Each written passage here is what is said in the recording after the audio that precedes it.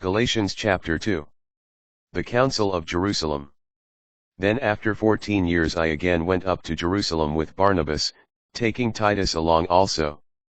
I went up in accord with the revelation, and I presented to them the gospel that I preached to the Gentiles but privately to those of repute, so that I might not be running, or have run, in vain.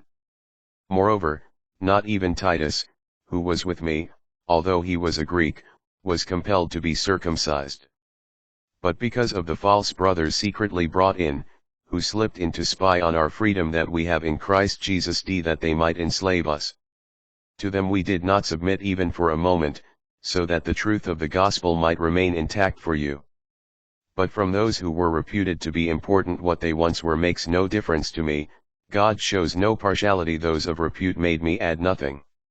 On the contrary, when they saw that I had been entrusted with the gospel to the uncircumcised, just as Peter to the circumcised. For the one who worked in Peter for an apostolate to the circumcised worked also in me for the Gentiles.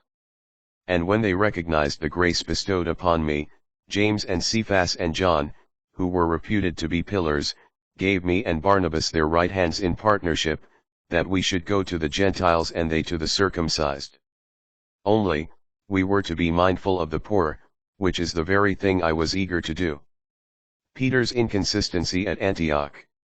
And when Cephas came to Antioch, I opposed him to his face because he clearly was wrong.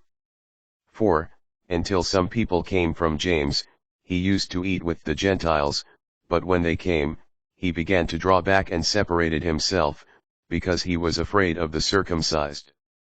And the rest of the Jews also acted hypocritically along with him, with the result that even Barnabas was carried away by their hypocrisy.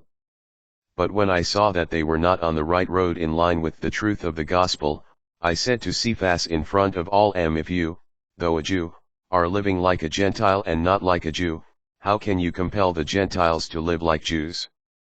Faith and works. We, who are Jews by nature and not sinners from among the Gentiles.